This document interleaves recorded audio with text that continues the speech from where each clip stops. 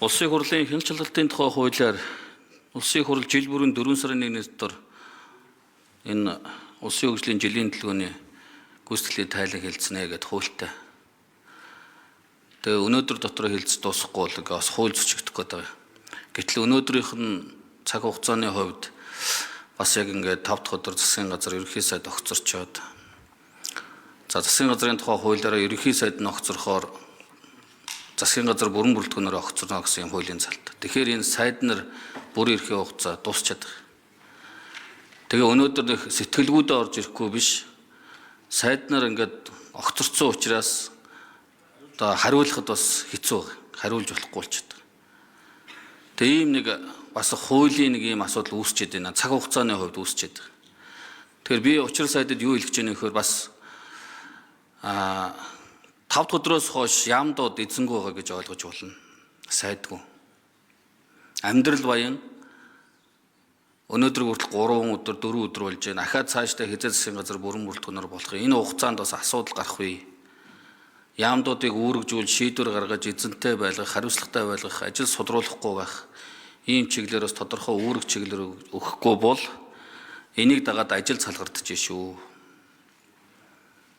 Суларч шүү. Асуултанд хариулах эзэн бийгүй болчоод байна шүү. Монгол төр нэг мөч хорон бүрд тасралтгүй Монгол төрийн ажил тасралтгүй явах ёстой. Нэг хорон мөч бүрд эзэнтэй байх ёстой. Тэгээ ямар ч гэсэн Монгол улсын ерөнхий сайд томилогдсон байгаа. Бүрэн эрх нь хэрэгжээд эхэлсэн. Яамдууд ч эзэнгүй байна. Тийм учраас энэ дээр бас яамдуудаа эзэн бийжүүлж хариуцлагажуулж албан даалгавар гаргадаг юм уу? Тодорхой шийдвэр гаргаж ингэж ажиллахгүй бол бүх шатанд ажил салгардсан байна гэдгийг нэгт анхаарах болохгүй дээ. За хоёрт энэ цаглбарын хугацаанууд байгаамаа. Ингээд засгийн газар 2 сарын 1-ний дотор аудитын байгууллагууд энэ гүйцэтгэлийн тайлангуудын биелэлтийг хургуулах учиртай. Гэтэл 2 сарын 1-ийн дотор болохоор бүх одоо тайлан балансууд гараагүй хийдэг. Нэгт. Хоёрт нэг олон юм бодлогын баримтчгүүд байна.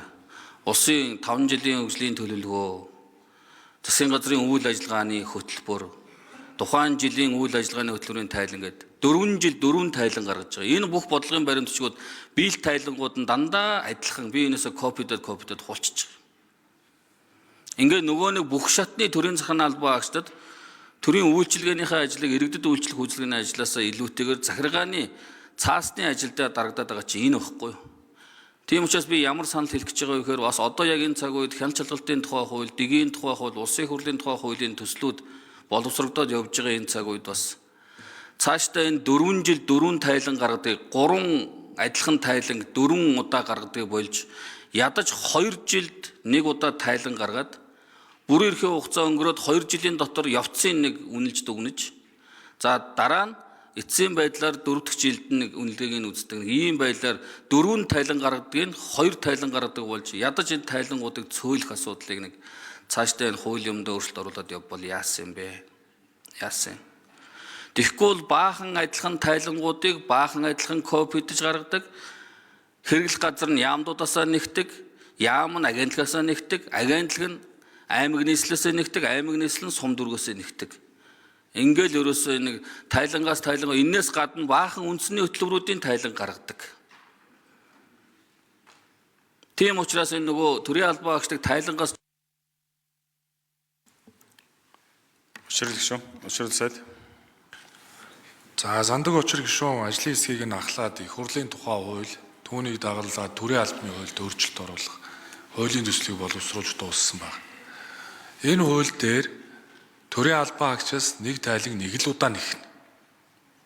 Өөр төрлийн хэлбэрээр нэххийг хориглож байгаа. Төрийн албаны хуулинд энэ үгийг бичиж өгөхгүй бол нөгөө хуулиар хэрэгэлдэг байхгүй төрийн албан хаагч нар ч. Тэгэхээр бид нар бас энэ хэдэн төрийн албан хаагчаа хайрламар байна. Энэ төрийн албан хаагч нар бол нэр үнэхээр нуруу ахуулж шүү. Монгол төрд ажиллах залуучууд ховордлоо. Тэгээ одоо ингээд бүх юм болохгүй юм шиг төрийн албан руугаа дайрдаг, давшдаг. Энд чинь болж байгаа бүтэж байгаа маш олон сайн мэрэгчлэлтэнгүүд байна. Тэгэхээр би ерөнхий сайдын хувьд бол төрийн албан хаагч нарыг хамгаална. төр тангараа өргөсөн төрийн албаа агч нарыг хамгаална. Дээрээс нь ажлын бус цагаар ажилуулдаг, чиг үүргийнх нь биш ажлыг хийлэгдэг.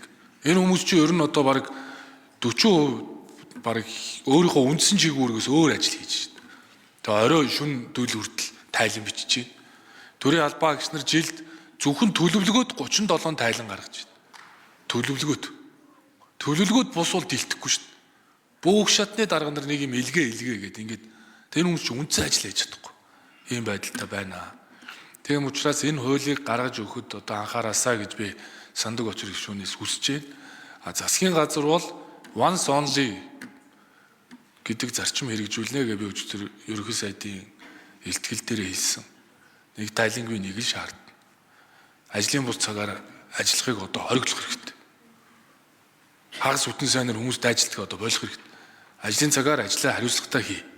Адаж чадахгүй бол ингээд дараагийнхаа арга хэмжээнүүдийг аваад явдаг л болъё л доо. Тийм биз дээ. Тийм учраас ийм одоо саналтай бол байгаа. Тэгэхээр энэ тайлангаас бол би чөлөөлнө. За дээрэс нь төрийн албанд 2400 орчим сул оронтой байгаа юм байна. Энийг би чөлөөлнө. Яамдуудын дэргэд байгаа би хөгжлийн төвүүдийг үе шатта буулгана. Мэргэжлийн холбооны хуулийг одоо нэг цэцгийн дүгнэлт ирсэн байгаа.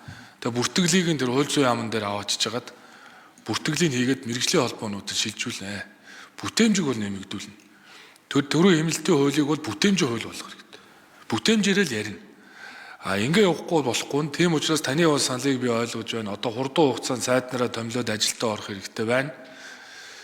Тэгээд засгийн газар бол сайд нараа орвол танилцуулаад тэгээд их хурал танилцуулснаар тэг захирамж гаргаад явна.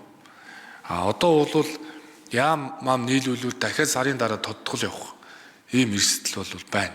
Тийм учраас Монгол төрөр бол тасралтгүй ажиллах хэрэгтэй. За, утсан ширээ